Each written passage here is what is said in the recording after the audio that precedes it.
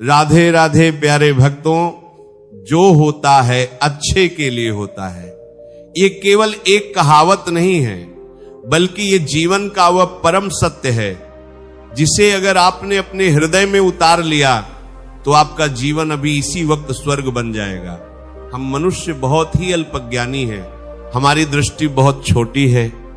हम केवल आज को देखते हैं, हम केवल अभी को देखते हैं।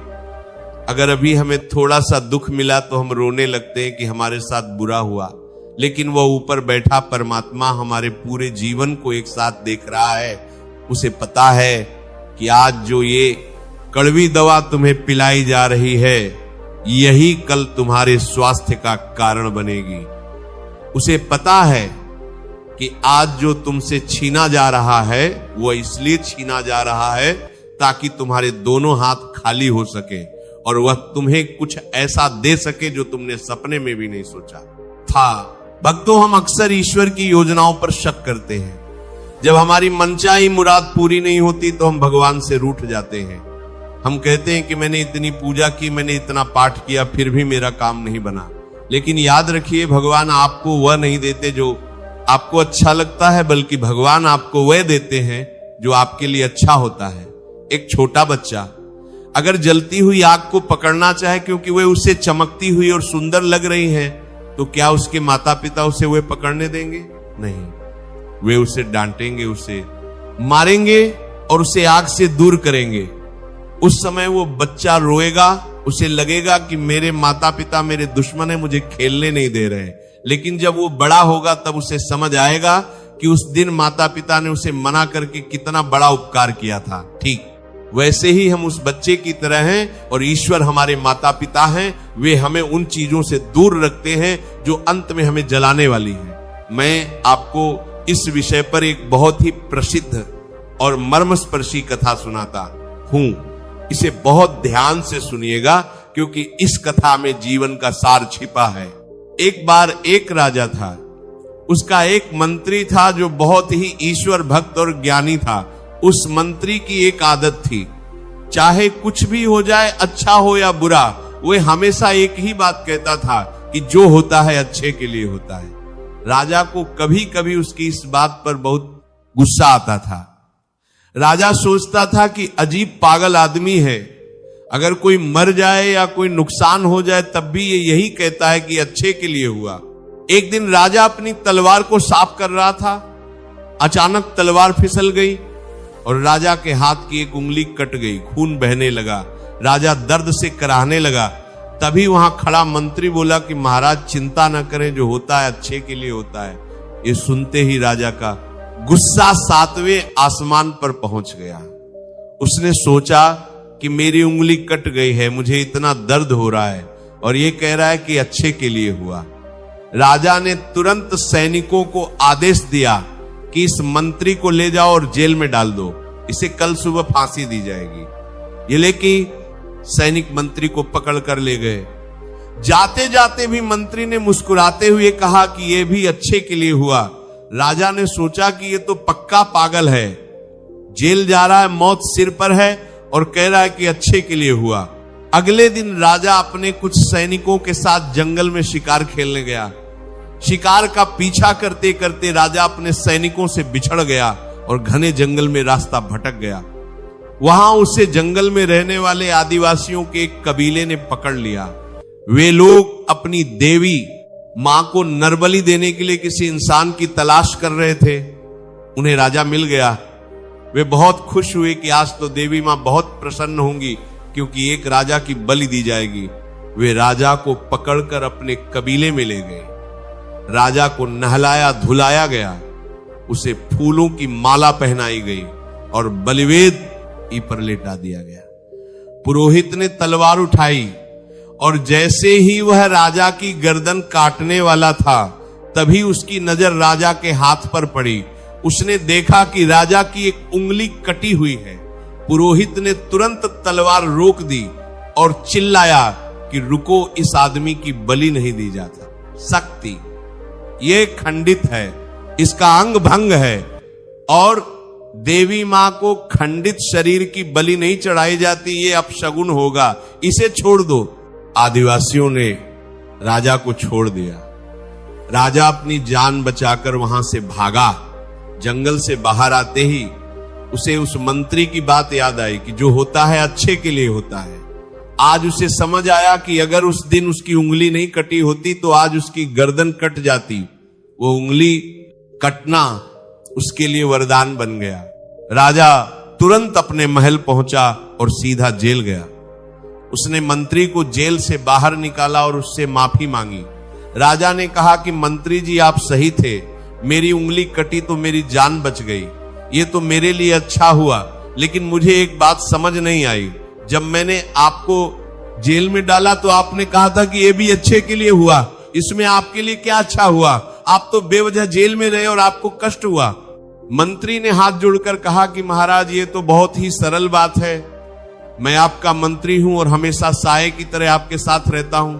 अगर आप मुझे जेल में नहीं डालते तो मैं भी आपके साथ शिकार पर जाता, आप रास्ता भटके तो मैं भी आपके साथ भटकता। आदिवासियों ने आपको तो उंगली कटी होने के कारण छोड़ दिया, लेकिन मेरा शरीर तो पूरा सही सलामत था, वे मेरी बलि चढ़ा देते। इसलिए मेरा जेल में रहना मेरे लिए अच्छा हुआ, क्योंकि उसने मेरी जान बचा ली। मेरे प्यारे भक्तों, इस कहानी का मर्म समझिए।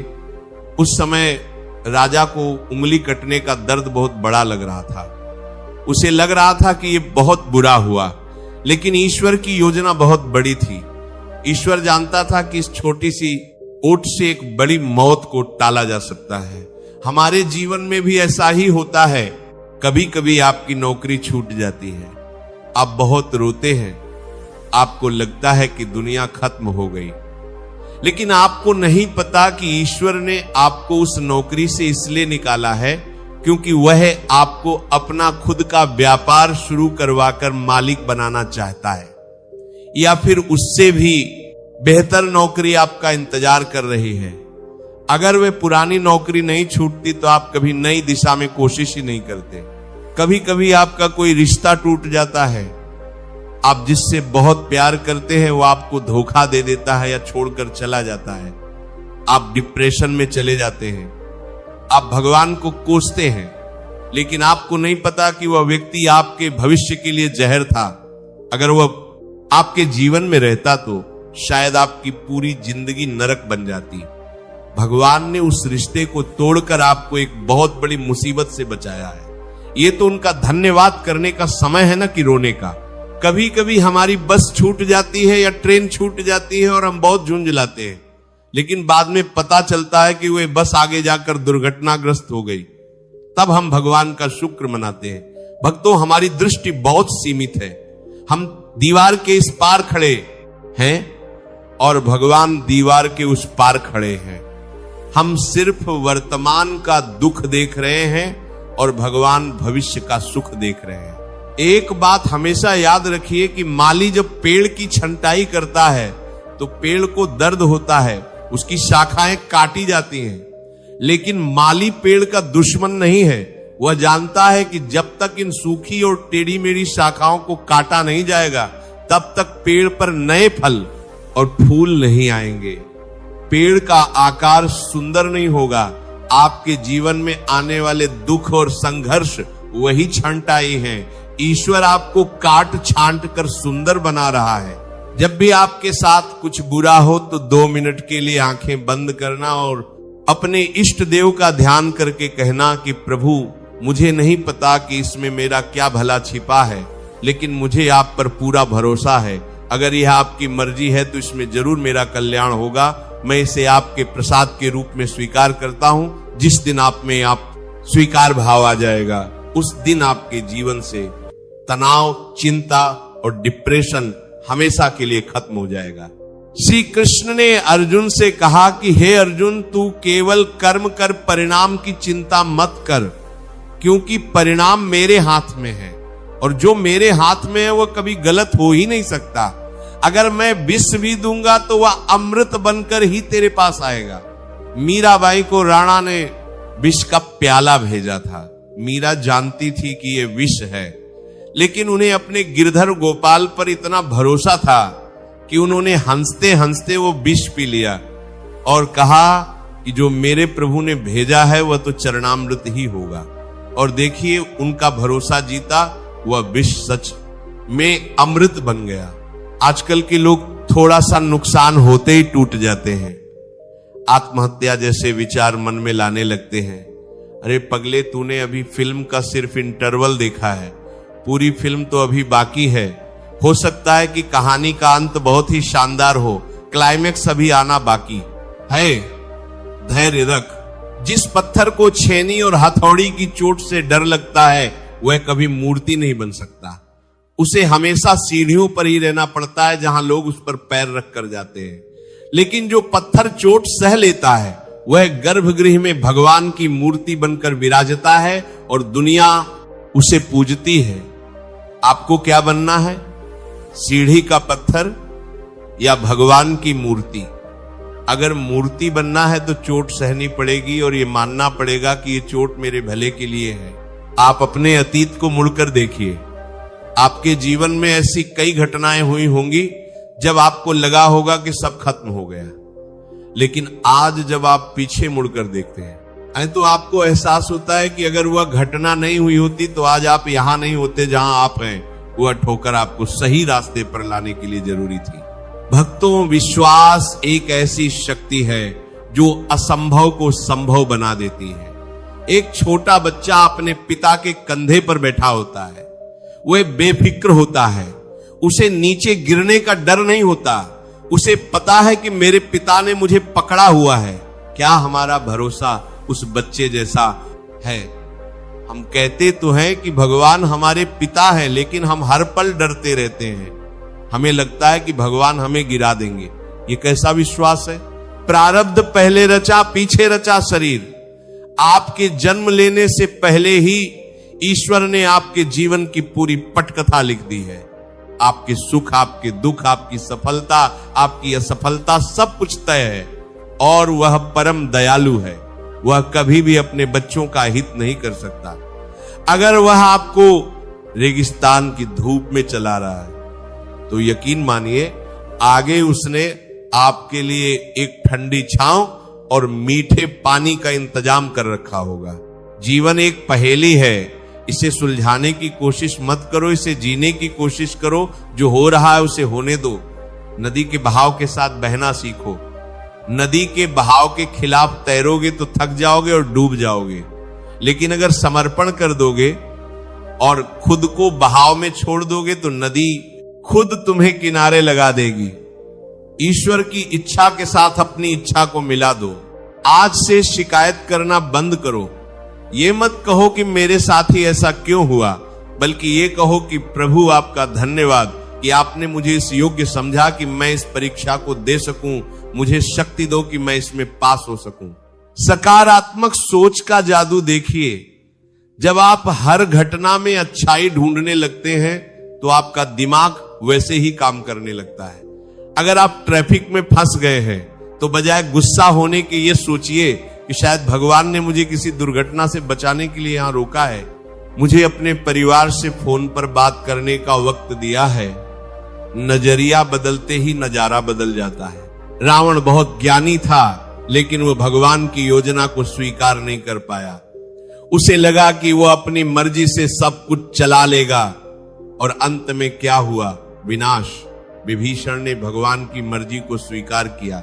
उसने अपमान सहा, लात खाई, लेकिन कहा कि जो राम जी की मर्जी, और अंत में वह लंका का राजा बना। समर्पण में ही विजय है। तो मेरे प्यारे भक्तों, अपने मन के बोझ को उतार फेंकिए, चिंता की गठरी को श्री कृष्ण के चरणों में रख दीजिए और बिल्कुल हल्के हो जाइए। जैसे एक सूखा पत्ता हवा के झोंके के साथ उड़ता है, उसे नहीं पता कि वो कहां जाएगा, लेकिन उसे हवा पर भरोसा होता है। वैसे ही आप भी उस विराट शक्ति की हवा पर भरोसा रखिए। जो चला गया उसे जाने दो, जो टूट गया उसे बिखरने दो, क्योंकि जब पुराना जाएगा तभी तो नया आएगा। पतझड़ के बाद ही बसंत आता है, पुराने पत्ते गिरते हैं तभी नई कोपलें आती हैं। आपके जीवन में भी बसंत आने वाला है, बस थोड़ा सा धैर्य रखिए और मुस्कुराते रहिए। याद रखिए कि ईश्वर के कारखाने में कोई भी उत्पाद बेकार नहीं होता। अगर उसने आपको बनाया है और आपको एक जीवन दिया है तो उसका कोई न कोई उद्देश्य जरूर है। आपके साथ जो कुछ भी घटित हो रहा है वह उस उद्देश्य को पूरा करने की ही एक प्रक्रिया है। अगर आज अंधेरा है तो कल सवेरा भी होगा, अगर आज दुख है तो कल सुख भी होगा। ये चक्र है, घूमता रहेगा। आप बस केंद्र में स्थिर रहिए, अपने विश्वास को डगमगाने मत दीजिए। कहिए कि हे नाथ, मैं आपका हूं और आप मेरे हैं, इसके अलावा मुझे कुछ नहीं चाहिए। मुझे पूरा विश्वास है कि आज की इस चर्चा और उस राजा मंत्री की कहानी ने आपकी आंखों से अज्ञान का पर्दा हटा दिया होगा। आज से आप रोएंगे नहीं, बल्कि हर परिस्थिति का स्वागत करेंगे। अब समय आ गया है आपसे विदा लेने का, लेकिन जाने से पहले मेरी आपसे एक विनती है। अगर आपको आज का यह वीडियो प्रेरणादायक लगा हो और इसने आपके मनोबल को सहारा दिया हो तो कृपया इसे लाइक करें। आपका एक लाइक हमारे लिए बहुत मायने रखता है। ऐसे ही जीवन को सही दिशा दिखाने वाले सत्संग और संदेश पाने के लिए चैनल को सब्सक्राइब करें और बेल आइकन जरूर दबाएं ताकि कोई भी नया संदेश आपसे छूट ना जाए। अपने पूर्ण भाव को प्रकट करने के लिए कमेंट में प्रेम से राधे राधे लिखें। ये केवल शब्द नहीं, आत्मा की पुकार है जो सीधे गोविंद तक पहुंचती है। इस वीडियो को उन दोस्तों और परिवार वालों के साथ जरूर शेयर करें जो जीवन की परेशानियों से जूझ रहे हैं। आपका एक शेयर उनके जीवन में नई आशा जगा सकता है। तो आइए अपने जीवन की डोर सांवरिया के हाथों सौंपते हुए प्रेम से कहें, राधे राधे। जय श्री कृष्ण।